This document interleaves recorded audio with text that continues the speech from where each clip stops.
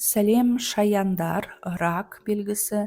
Бұл сіздерге арналған 2025 жылға толық жұлдызнама. Бұл жерде біздер әрбір өмірдің сферасына тоқталамыз. Жаңағы жеке өмір, жұмыс бойынша не болады, ақша жағынан не болады, және әрбір айға да тоқталамыз. Әрине бұл арнаға жазылып кетіңіз. Бұл арнада ай сайын толық әрбір айға арналған жұлдызнамада шығып отырады. Бірақ егер де араңызда 2025-ке, яғни толық бір жылға адамдар пландарын жасап жатса, ойластырып жатса, соларға арнап осы 2025-ке толық жылға арналған бұл қысқа да нұсқа жұлдызнама деп айтуға болады. Себебі әрине жыл бойына болатын әрбір жаңағы планеталардың ауысуы, әрбір айда болатын ретроградтық өзгерістер, оның бәріне тоқталып отыратын болсақ, бұл ұзақ видео болып кетеді. Сондықтан бұл видеода кішкене қысқаша әрбір айға тоқталып, жалпы прогноз жасаймыз. Шаяндар белгісі үшін өзін өзі дамыту кезеңі болады бұл уақыт, яғни 2025.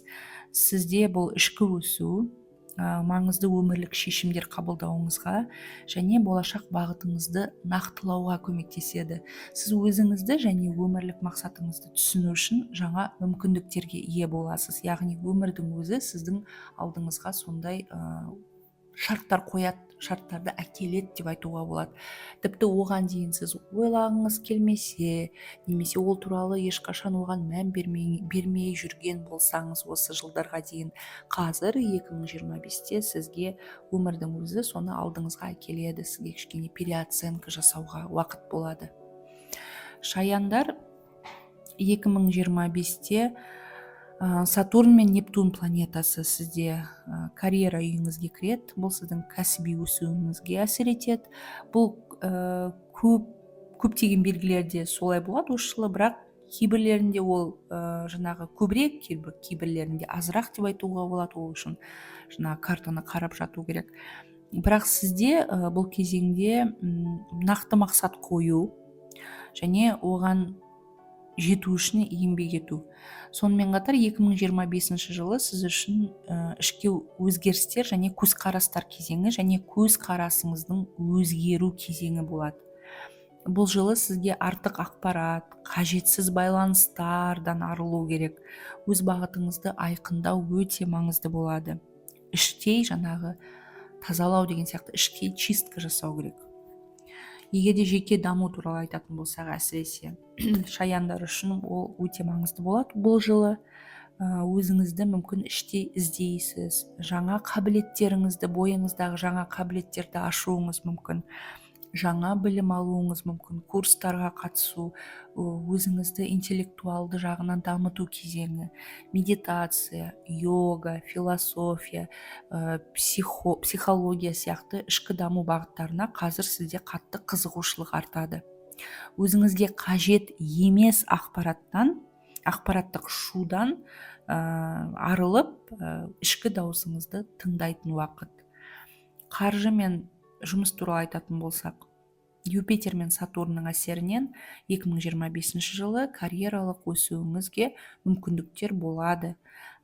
Карьера саласында үлкен өзгерістер, ол жаңа жұмыс орны, лауазымдық өсім, немесе кәсіп ашу өзіңіздің. Қаржылық тұрақтылық пен жаңа табыс көздері, шілде-қыркүйек айларында күтпеген қаржылық мүмкіндіктер пайда болуы мүмкін. Және сіздерге шаяндар бұл жылы ақша табу жағынан, егер де мысалы қазір жұмыс іздеп жүрген адамдар болса, ақша табуды сол өзіңізді жаңағы іштей ізденумен бірге жаңағы үйлестіруге болады. Яғни мүмкін сіз жаңа өзіңізді іздеп, өзіңізден жаңа қабілеттер ашып, бір курстарға барсаңыз, сол курс арқылы сіз жаңа табыс көзін табуыңыз мүмкін. Жеке өмір және махаббатқа тоқталатын болсақ, ретроградты Марс сізде қарым-қатынастарыңызға әсер етеді. Бұрынғы серіктестермен кездесу, немесе өткен болып кеткен қарым-қатынастарды қайта қарастыру мүмкіндіктері болады, бірақ мұқият болу керек. Маусым және қыркүйек айларында қарым-қатынастарда маңызды өзгерістер орын алады. наурыз және қыркүйек айларында ай тұтылулары сіздің жеке өміріңізге үлкен әсер етеді. Наурыз айының толық жұлдызнамасы арнада бар, содан қарасаңыз болады. Наурызда қандай прогноздар не болуы мүмкін екен. Денсаулық және өмір салтына келетін болсақ, 2025 жылы сіздің денсаулығыңызды күшейтуге жақсы мүмкіндік береді бұл жыл. Шілде мен қыркүйек айларында дұрыс тамақтану, спортқа көңіл бөлу үшін жақсы қолайлы уақыт және оңайырақ болады сіз үшін осы айларда бастап кету. Маусым айында психологиялық денсаулыққа ерекше назар аудару керек. Алда маусым айына толық жұлдызнама шыққанда міндетті түрде жібермей қараңыз. Айларға тоқталатын болсақ, әрине артымызда 2 ай болып кетті, бірақ оларды да мен айтып кетемін. Қаңтар айында жыл қаржылық және карьералық өзгерістермен басталады. Шығындарыңызды бақылауға жақсы уақыт болды. Толық ай қаңтарда болған сізге қарым-қатынастарыңызды қайта қарауға көмектеседі. Ақпан айында өз денсаулығыңызға көңіл бөліп, иммунитетті нығайту қажет болды. Оқыту және өзін өзі дамыту үшін тамаша кезең. Күтпеген кездесулер болуы мүмкін, әсіресе бұрынғы достармен. Ақпан айы бізде бітті қазір бұл видеоны шығарып отырған кезде, сондықтан ақпан айында сізде ондай нәрселер орын алған болса, төменде комментарийда жазып кетіңіз. Наурыз айы 2025, 14 наурызда болатын ай тұтылуы сіздің жеке өміріңізге әсер етеді. Жаңа мүмкіндіктер ашылатын уақыт және өткен қаржылық мәселелерді шешуге ыңғайлы кезең. Сәуір айында карьерадағы өзгерістерге дайын болу керек болады. Жұмыс жасайтын жеріңізде мүмкін жаңа басшылық немесе іште өзгерістер болуы мүмкін. Жаңа кәсіби байланыстар орнату үшін өте тиімді кезең және қаржыны үнемдеуді бастау қажет кезеңі болады сәуір айы.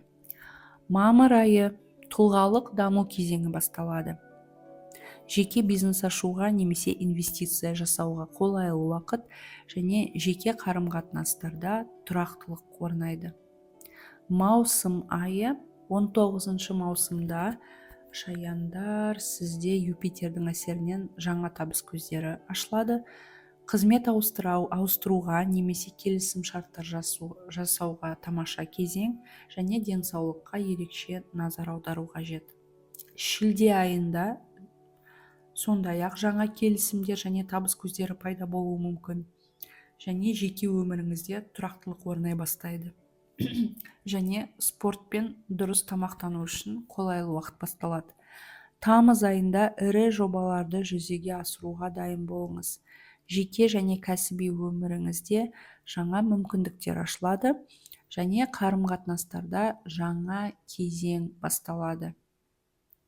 Яғни егерде ұзақ уақыт бойы біреумен жүріп жүрсеңіз, немесе романтикалық кездесулер болса, мүмкін қазір бірге тұрып бастайсыз. Бірге көшу, бірге тұру, немесе мүмкін той болуы мүмкін. Қыркүйек айы, айдың тұтылуы жеке өміріңізге әсер етеді бұл кезеңде. Қарыздар мен несиелерді реттеуге қолайлы кезең және отбасымен көбірек уақыт өткізу ұсынылады. Қазан айында карьерада маңызды жетістіктер күтілуде. Шығармашылық жобалар үшін ең жақсы ай қазан айы және саяхатқа шығу және білім алу үшін тамаша уақыт. Қараша айы 23 қарашада толық ай маңызды шешімдер қабылдауға ықпал етеді. Қаржыңызды басқаруға назар аударыңыз осы уақытта және жаңа адамдармен танысуға қолайлы уақыт. Желтоқсан жылдың соңында жылдың қорытындысын шығарып, болашаққа жоспар жасау, жоспар құруға тамаша уақыт, жаңа жобаларды бастауға ынталандыратын уақыт. Сондықтан өзіңізге сенімді болыңыз, жетістіктеріңізді тойлаңыз, жазыңыз, ұмытпаңыз өзіңізге, себебі шаяндарда 12 белгінің арасында шаян және тағы да 1-2 белгіде көбіне ішкі жағынан даму, өзін өзі іздеу, өзін өзі табу, іштей өсу жылы болады осы 2025. Сондықтан кейбір нәрселер ол сыртқы жетістіктер, жаңағы ақша немесе материалдық нәрсемен байланысты болмаған соң кейбір адамдар жаңағы обесценивание деп айтады ғой, оны байқамауы мүмкін, ешнәрсе өзгермей жатқан сияқты болып. Сондықтан ондай нәрселерді байқау үшін әрине сіздер оны өзіңізде сезесіз, бірақ сонымен қатар кейде мысалы дневник, өзіңіз үшін журнал жүргізуге болады. Дәптер, қалам алып, сол дәптерге қалай сезінесіз, не өзгеріп жатырсыз, не ойлап жүрсіз, біреумен қарым-қатынаста немесе бір қандай да бір шешімге келіп жатқанда ойыңызға не келді, жүрегіңізде қандай сезімдер болды деген сияқты соны жазып, соны бақылаған дұрыс. Жылдың соңында ашып оқып қарасаңыз, көп нәрсенің өзгергенін байқайсыз. Шаяндар, жалпы сіздер үшін жаңа бастамалар болады, мүмкіндіктер де одан көп. Сондықтан өзіңізді дамытуға, қаржылық тұрақтылыққа жетіңіз және өміріңіздің барлық салаларында гармония орнатуға қазір сізде барлық мүмкіндіктер бар, күш те болады. Жұлдыздар сіздің пайдаңызға жұмыс істейді, соны ұмытпаңыз, соны пайдалануды біліңіз. Өздеріңізге сеніңіздер. Мен сіздерге сәттілік тілеймін.